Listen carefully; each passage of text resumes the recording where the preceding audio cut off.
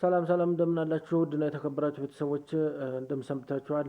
ዛሬም እንደተለመደው እየላችሁ የቀረብኩት ይቅርታ፣ ምህረትና አመክሮ አንድነታቸውና ልዩነታቸው የሚለው ነው።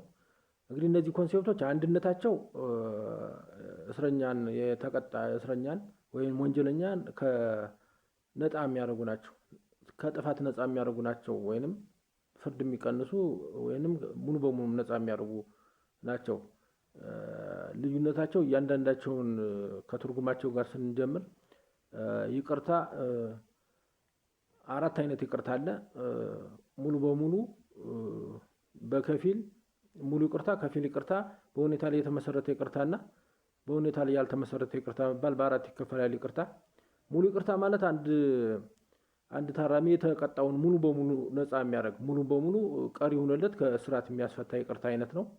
እንግዲህ በልዩ ሁኔታ ለምሳሌ ባለፈው ስገልጸው እንደነበረው አንድ ሰው በሐሰት ተመስክሮበት የሆነ ሰው ገደልክ ተብሎ 20 ዓመት ወይ 15 ዓመት ተቀጥቶ የገደለው ሰው ግን ቢመጣ ይሄ በአማራ ክልል የይቅርታ መመሪያ ላይ በተካተተው መሰረት ወዲያውኑ በይቅርታ ይፈታል ይላል። ይህ ማለት ሙሉ ይቅርታ ነው። ሙሉ ቅጣቱ ነፃ ይሆንለታል ማለት ነው። ስለዚህ ሙሉ ይቅርታ ማለት በዚህ መልኩ አንድ ታራሚ የተቀጣውን እስራቱን ሙሉ ይቅርታ የሚደረግለት የይቅርታ አይነት ነው። ከፊል ይቅርታ ብዙውን ጊዜ ተግባራዊ የሚደረግ የተወሰነው በመመሪያ እና በፎርማሊቲም ሲያሟላ ቅናሽ ተደርጎለት የተወሰነው የቅጣት መጠን ተቀንሶለት የተወሰነው ታስሮ የሚወጣበት የቅጣት አይነት ነው ከፊል ይቅርታ። በሁኔታ ላይ የተመሰረተ ይቅርታ ማለት አንድ ታራሚ ይቅርታ ለማግኘት ሁኔታዎች ማሟላት መቻል አለበት። እነዚህ ሁኔታዎች ካልተሟሉ ይቅርታው ተንጠልጥሎ ይቆያል።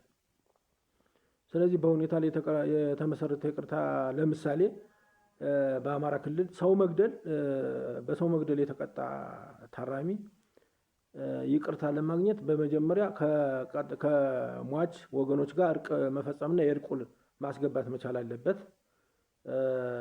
እንዲሁም ገንዘብ ሁላ የተቀጣ የገንዘብ ቅጣት መክፈል አለበት። መጀመሪያ ካሳም ለሟች ወገን ካሳ ከፍሎ ታርቆ ካልመጣ ይቅርታ እስኪታረቅ ድረስ ይቅርታው ሰስፔንድ ሆኖ ይቆያል ማለት ነው። ስለዚህ በሁኔታ ላይ የተመሰረተ ይቅርታ ማለት በዚህ መልኩ የሚሰጥ የይቅርታ አይነት ነው። አራተኛው ይቅርታ በሁኔታ ላይ ያልተመሰረተ ይቅርታ ነው። በሁኔታ ላይ ያልተመሰረተ ይቅርታ ማለት እርቅ የሚያስፈልጋቸው ለምሳሌ ስርቆት፣ እንደዚህ መሸሸግ አይነት የተቀጡ ታራሚዎች የስርዓት ፎርማሊቲውን ሲያሟሉ ይቅርታ ፎርሙን ሲያሟሉና መታሰር የሚገባቸውን ሲታሰሩ ይቅርታ የሚያገኙበት የይቅርታ አይነት ነው። በሁኔታ ላይ ያልተመሰረተ ይቅርታ። እዚሁ ላይ ይቅርታ ከሌሎች ልዩ የሚያደርገው ይቅርታ የሚሰጠው በህግ አስፈጻሚው ነው። ልዩነታቸው ማለት ነው። ይቅርታ የሚሰጠው በህግ አስፈጻሚው፣ ምህረት የሚሰጠው በህግ አውጪው ነው። በምክር ቤት ነው የሚሰጠው ምህረት። አመክሮ ደግሞ ማለት አመክሮ በፍርድ ቤት በህግ ተርጓሚው አካል የሚሰጥ ነው ማለት ነው። አሰጣታቸው ልዩነታቸው ማለት ነው። ሌላው ምህረት ከሌሎች ልዩ የሚያደርገው ምህረት ላልተቀጡ በጫካ ላሉ ሁላ ወንጀለኞች ለተጠረጠሩ በጫካ ላሉም በእስር ቤት ላሉም ላልተቀጡም ወንጀለኞች እድል ይሰጣል። ልዩ የሚያደርገው ላልተቀጡ ወንጀለኞች። ይቅርታና አመክሮ ግን ቅጣት ለተቀጡ እና ጥፋተኛ ለተባሉ ነው። ይቅርታ የሚጠየቅ ጥፋተኛ መሆኑ ከተረጋገጠ ይቅርታ ሲጠይቅ ጥፋተኛ ነኝ ብሎ ይቅርታ ሲጠይቅ ይቅርታ ይሰጠዋል። ቅድም ባልኩት አግባብ ማለት ነው። አመክሮም በወንጀል ህጉ ላይ በተቀመጠው አግባብ ባለፈው ስለ አመክሮ በስፋት ባለፈው ቪዲዮ ስለሰራሁት በወንጀሉ ላይ በተቀመጠው አግባብ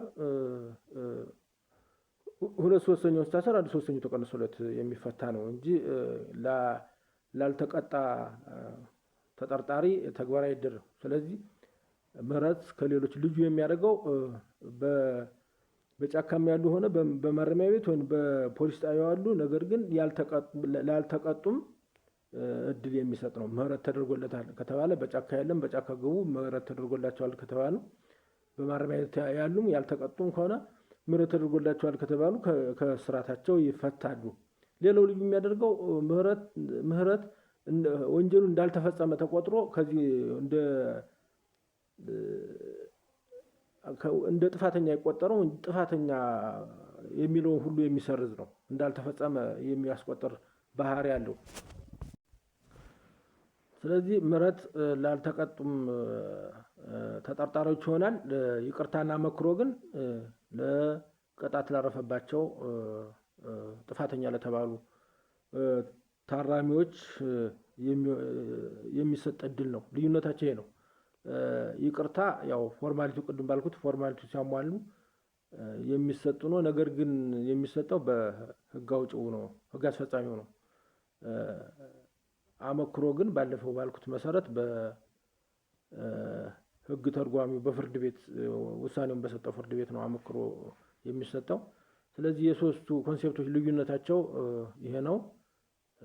ለዛሬው እዚህ ላይ ይበቃል። አመሰግናለሁ። ይህን ቲክቶክ አካውንት ሼር፣ ኮፒ ሊንክ አድርጉ። አስተያየትም ኮሜንት ሴክሽን ላይ እየገባችሁ ስጡ። በዩቲዩብ ቻናሉ ላይም እየገባችሁ ሰብስክራይብ አድርጉ። አመሰግናለሁ።